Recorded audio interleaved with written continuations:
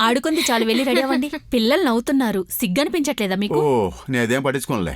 రాత్రి కొంచెం నాకు మందు ఎక్కువైంది. అది రోజు జరిగే తంతే కదండి. కానీ నిన్న ఆ. నిద్రలో ఏమేం మాట్లాడారో గుర్తుందా అసలు మీకు? అయ్యో, ఏం మాట్లాడాను? మాదామే, what is your name, come here, I love you, ఇలానే మాట్లాడారు నిన్న.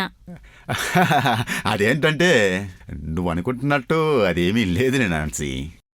అది మాధురి హాస్పిటల్లో నేను బాగోకుండా బాగా జ్వరంతో పడుకున్నట్టుగా నేను కలగన్నాను. హ్మ్,